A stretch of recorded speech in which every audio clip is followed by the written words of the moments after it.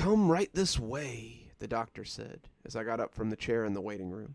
He was wearing a long white coat, and the harsh strip lighting bounced off his thick glasses. I thought it funny that doctors still wore long white coats. It was somewhat cliché in this age, and I found that somewhat peculiar, but I didn't feel compelled to mention his attire. He knew, as did everyone else in this building, who laid eyes on me as I walked in, that I was desperate. We moved through a room in which a receptionist sat with her head buried in the latest Vogue magazine. The doctor gestured to her as we moved past and through the door at the end of the hallway. The room took me by surprise. It was illuminated, but with no obvious source of light. The walls were a scaled gray like one might find on a fish that had been pulled out of water prior to being filleted. The object of my focus, however, was the chair that stood empty in the middle of the room. He gestured for me to take a seat, to which I complied. Despite my growing anxiety, like spiders hatching in my stomach, I refrained from asking any questions about what was about to unfold. The screening process was simple, with just one question on the application form. Are you desperate for a change in your life? The answer to that was a resounding yes, to which I filled in the application in the paper and submitted it. I had been happy to hear from him a few days later. I had received correspondence through the post with the sigil of the establishment, the Facility of Emotional and Adrenal Research, or FEAR for short, arriving on the carpet of my one-bedroom flat. Thankfully, I hadn't slept very well, meaning that when the letterbox rattled, I was upon the envelope in a second. The discarded beer cans and half-finished pizza boxes that lined the floor cushioned the letter like a falling feather on snow. Upon arrival, I completed the medical questionnaire and presented my identification. The box labeled Emergency Contact remained blank, however. I imagined, given my acquaintance with such an experimental proposal, that this made me a prime candidate. The doctor studied me as I took a seat in the chair, as I studied the furnishing itself. "Why is it bolted to the floor?" I inquired, my voice falling flat in the empty room. At first I was unsure if he had heard me, but his mustache quivered as his mouth craned in a stretching grin. "It's just a precaution." He left the room for a moment, leaving me to my own thoughts. He returned with a small leather bag and opened the flap, which lay like a dead tongue.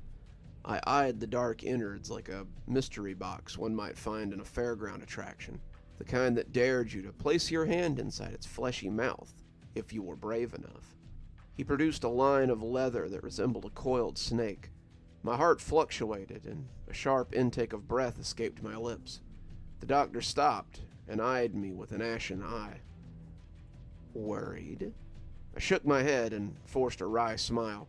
He relaxed and continued to produce more leather straps from the bag. I scolded myself mentally. Keep a lid on it, I thought. You need this. You need the money. A fresh start. Don't mess this up. He took out the leather braces and wrapped them around my wrists and ankles, fastening me to the chair. "How are those?" he said, as he pulled the buckles on the restraints tight. I again nodded. They were tight, and I could feel the circulation beginning to dwindle in my extremities. A prickling developed on the tips of my fingers. Still, I held that strange smile. The doctor finished securing the bindings and took one final contraption from the bag. It resembled a bicycle helmet, with green and blue diodes attached to the top, resembling light bulb filaments. He secured the silver instrument to my head, fastened it with a strap under my chin. He stood back then, marveling at his work. "The experiment is simple. It has 3 stages. The first, a count of 30 seconds. Upon completion, you will receive £5,000. My heartbeat picked up. The second stage, 3 minutes, and you will receive £100,000. Sweat began to creep along my brow. And the third and final step of the experiment is for 10 minutes, to which you will receive £500,000. He checked the straps again. "How does that sound?" I tried to nod, but I couldn't move my neck. "Click your fingers if you're happy with that." I did, and he nodded. "I'll be in the other room monitoring your heartbeat, your hormone levels, and your brain function.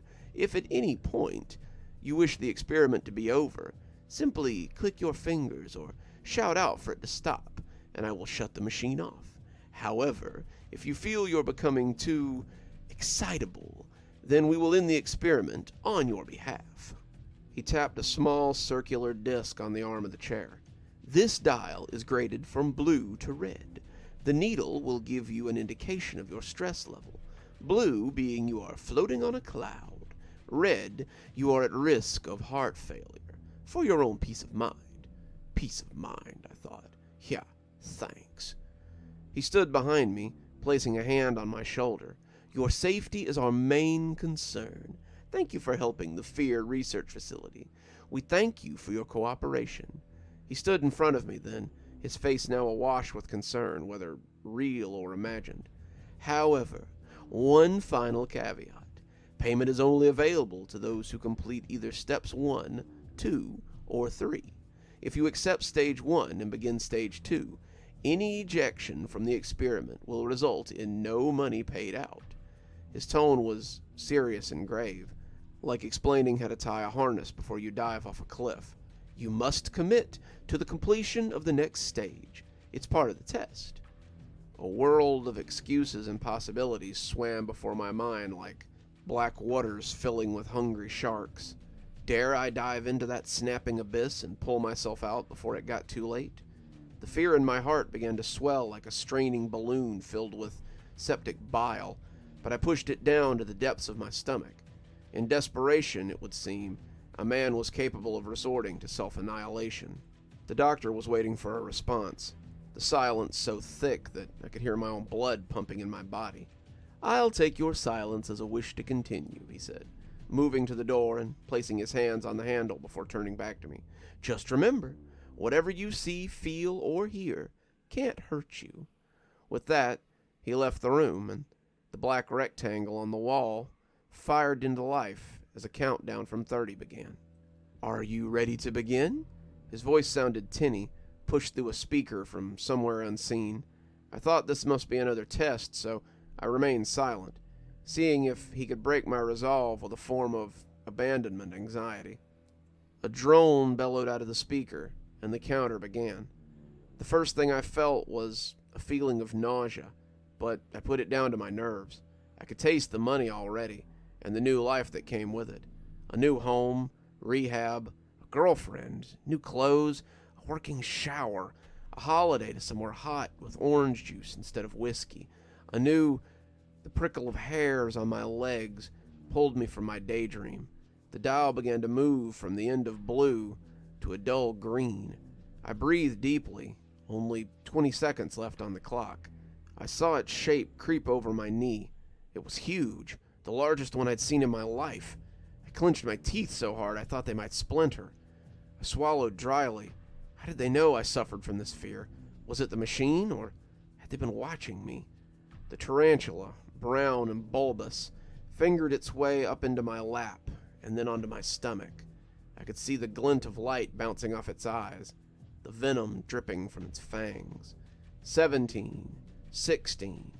The spider slowly continued north towards my face. Its legs pulled at the fabric of my clothes like unlatching Velcro. Goosebumps ravaged my skin. The room grew hotter, my clothes beginning to stick to me. 10, 9.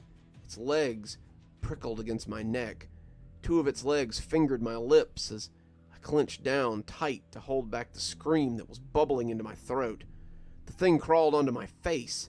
I could smell it, the stench of dust and dead rodents, its needle-like fur sticking into my cheek and eyelids.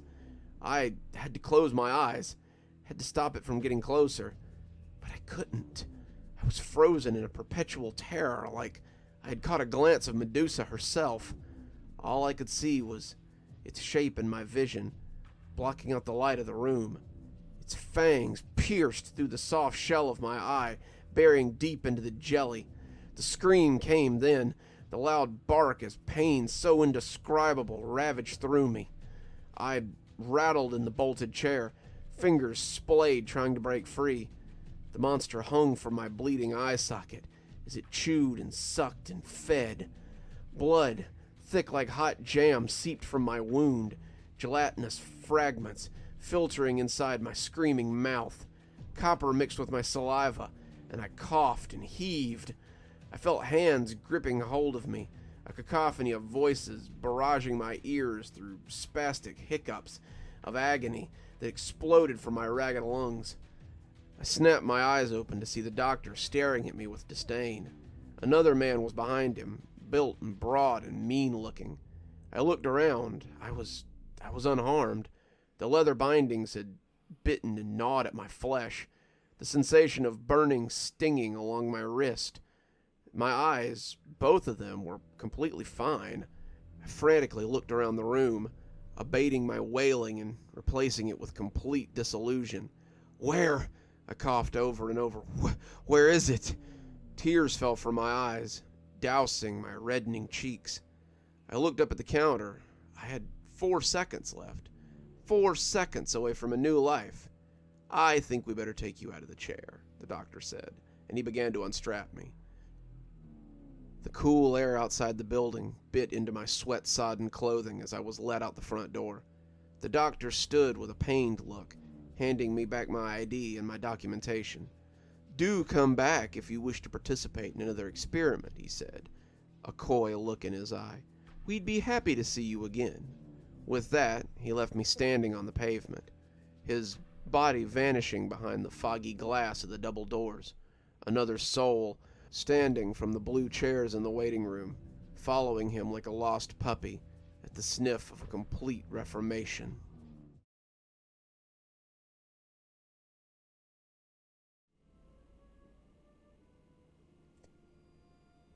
Good evening, everyone. It's me, Dr. Plague. Thank you so much for joining me for tonight's story. If you're too spooked to go on, then I'll understand if you want to bail out now. But if you think you could handle a little more, go ahead and click one of those other videos you can see displayed on the screen. If you enjoyed yourself and you're not already subscribed, go ahead and hit that subscribe button. Maybe hit that notification bell so you don't miss any of the spooky stuff we do here. Maybe even leave me a little comment. I like it when people comment. If you think you might like to support the show more monetarily, you can always come down to Patreon, or maybe buy a book. I have links below for both. Speaking of patrons, let's go ahead and thank our patrons. Thanks to Janet for being our Spooky Skeleton tier contributor. Thanks to Xaronana, Emily Coltsfoot, Martha, Marianne Schuler, and Jennifer Damron for being our Ghostly Reader tier contributors. Thanks, guys. We just couldn't do it without you. If you haven't come on down and checked out Patreon yet, what are you waiting for? We have lots of cool tiers and lots of cool rewards down there, especially to my Ghostly Reader tier contributors, which make up the bulk of it. They get a book whenever I write one, signed on their doorstep, ready just for them. If that sounds like something you might be interested in, come on down and have a look. And as always, thanks for stopping by. Dr. Plague, signing off. Have a wonderful evening.